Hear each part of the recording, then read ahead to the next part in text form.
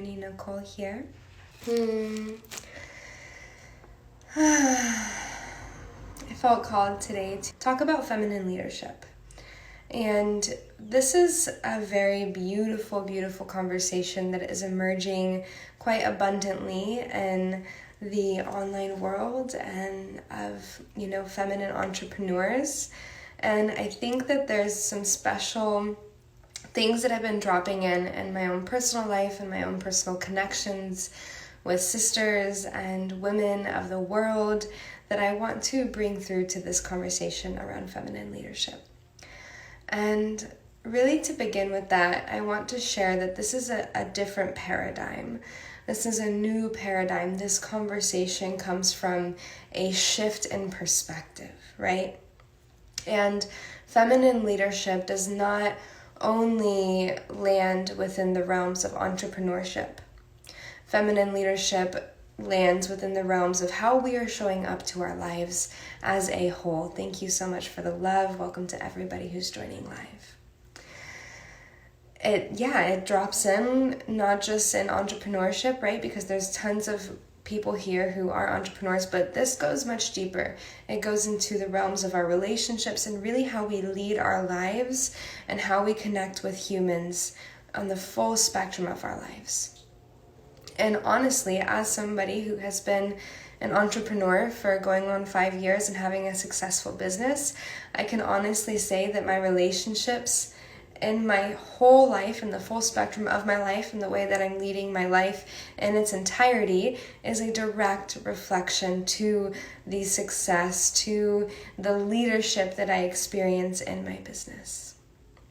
And so that is a really big paradigm shift, right? Because in masculine leadership and masculine paradigm, there's that push and there's that segregation between the different dynamics of our life. And in feminine leadership, we see that the whole is included in the individual. So how we show up in our romantic relationships says a lot to say how we show up in our friendships. How we show up in our friendships has a lot to say how we show up in our client relationships. How we show up in our business is a direct reflection of how we show up to ourselves. And this feminine perspective shows that we are constantly unfolding and evolving upon our lives and that everything is connected, right? And so the beauty of this wave of feminine leadership really shows that we can slow down, right? And, I think that there's something here coming up that a lot of us can relate to, which is like FOMO.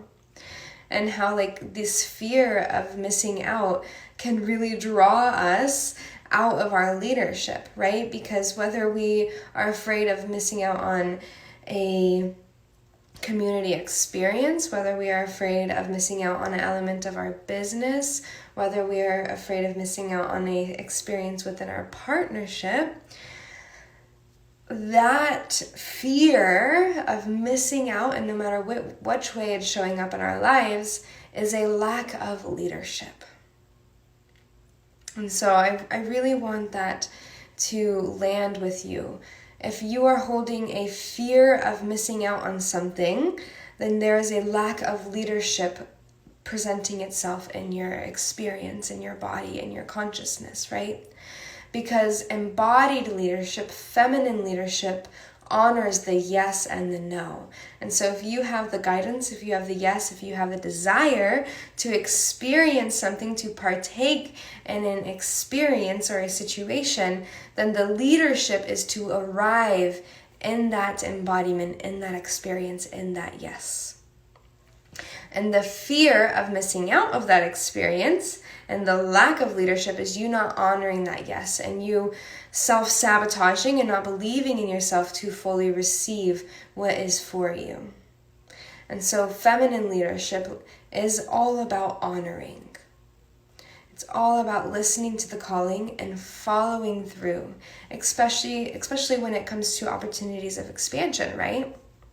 In my own exploration of personal development and business development, I have had to get really nitty-gritty in this area of fear of missing out, right? And the ways that we self-sabotage ourselves to miss out on experiences that are pivotal for our growth and our transformation. And a big piece of that I held on to in the past was the investment.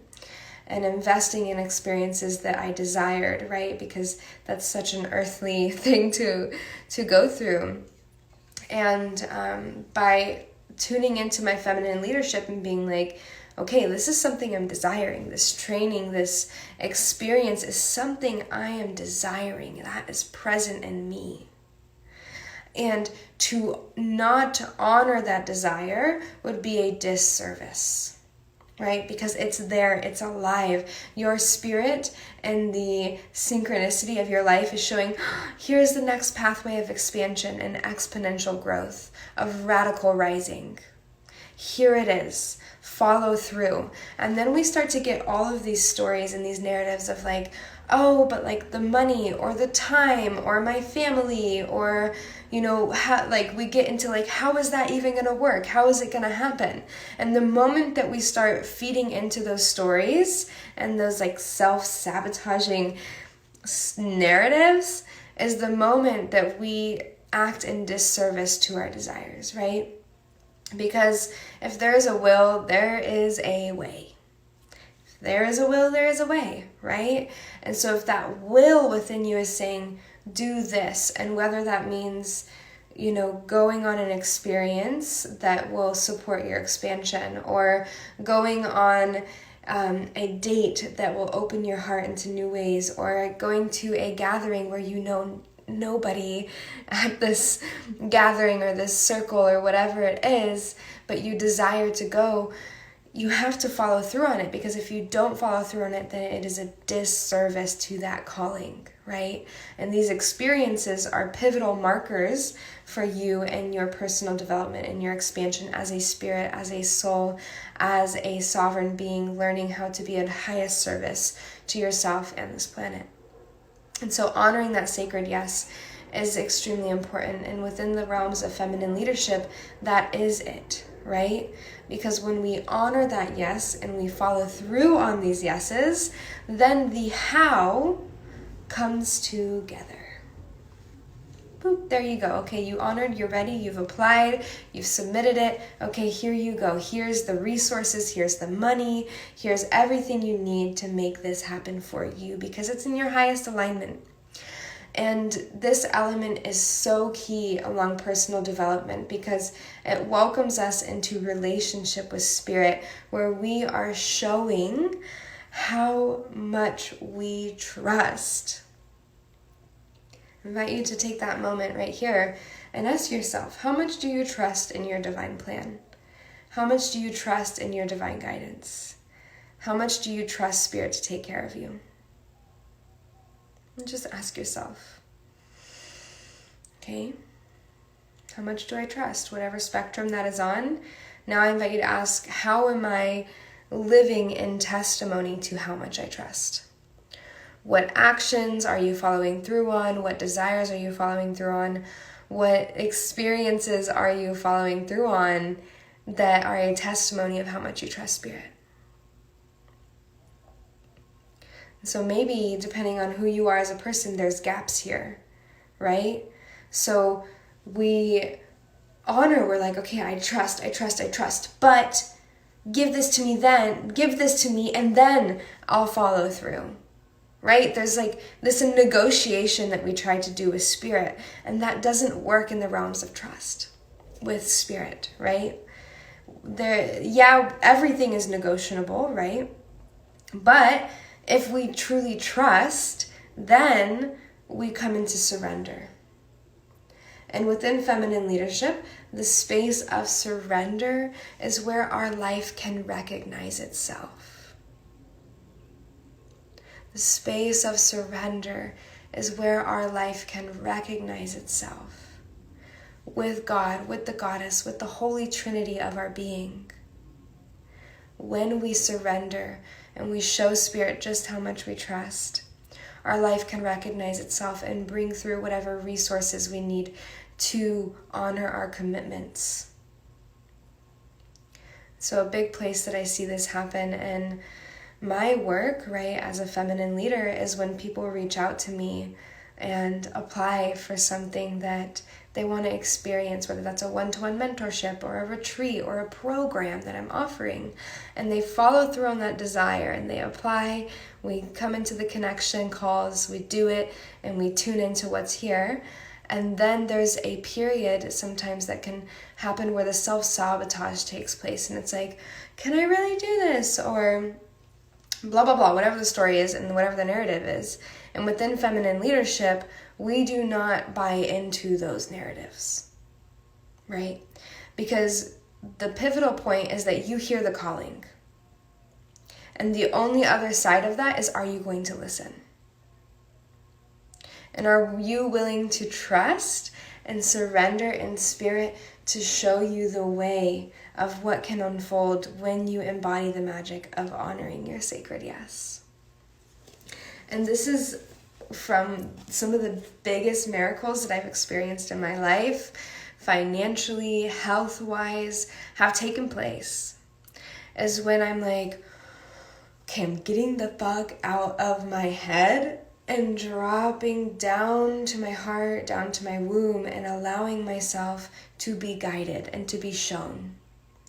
And that brings me to the next point of feminine leadership, which is essential to understand, which is letting go of control.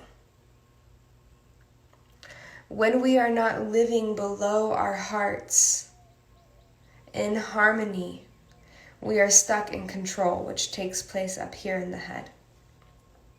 Control is all in the head. When we're dropped into our hearts, we're centered. When we dropped into our wombs, we are centered.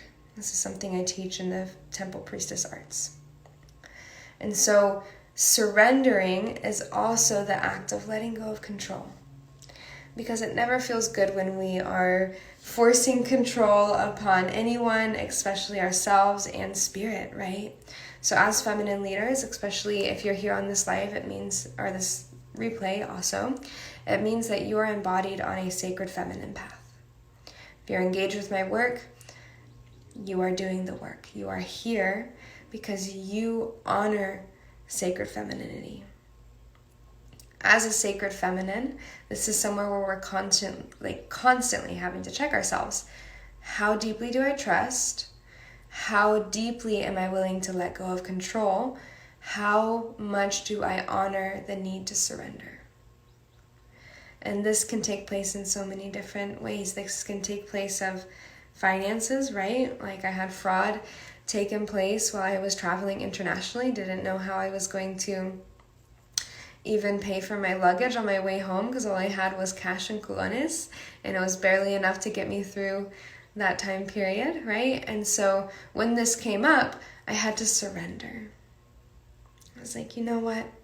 This is happening. Everything's taken care of. My account is protected. I have this money to last me, and whatever I need to do to fulfill it, to make sure there's extra safety and comfort, will come to me, and it did. That act of surrender is essential, especially when it's something that we know is huge for our growth, right? So hiring mentors is a really big piece of this, because as somebody who has done this work and engages in this field, my hugest expansions and transformations have taken place when I hire people.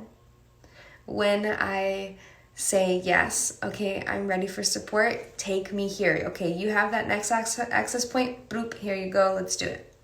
And the moment that I honor that desire, money's all there.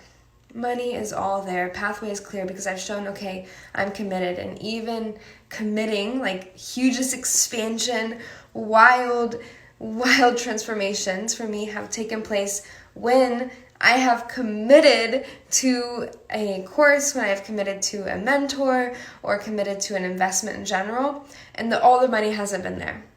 That has been my wildest transformation, because money really works as an initiation. Right, and that commitment of signing the contract and being like, okay, I'm committed to this for 3 months.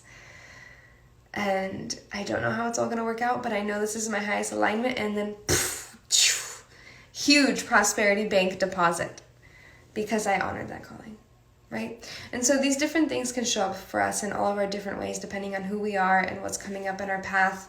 And ultimately, it comes from when we allow ourselves to quit self-sabotaging, right? I can even give another example of this crystal. My favorite crystal, she's a Lemurian smoky quartz crystal. Very powerful, very unique, very rare crystal. Favorite. And I took her to the Springs one day when I was sitting with a sister, and she disappeared. Literally disappeared. I looked all over my car, I looked in my bags, I even went back to the Springs, the exact location where we were, nowhere to be found. So I surrendered. I was like, okay. Ultimately, she's not mine. She is the Earth's. She is the world's. And she's off to new places, better things. And I surrendered and I let go. 2 months later, after experiencing another fresh spring water attunement activation with the sacred land here in Austin, Texas, boom! She's sitting there on my seat in my car after this activation, opening up, boop, right there, sitting there, waiting for me. Not a scratch, not a ding, not a chip, just sitting there. And so this story was such a powerful teaching for me of, what comes around goes around. And when we surrender, when we let go, when we really say, all right, this is what's happening, I surrender, maybe that means we have to shed, maybe that means we have to step into something, that's when the magic gets to happen. And even if this crystal didn't show back up, that lesson would still be true. At that point, I was so embodied, and wherever she is, she's somewhere perfect. She's somewhere good. And then popped back up in my reality, and there's no way I can justify that without magic because I searched. And so within feminine leadership, we allow ourselves to experience miracles.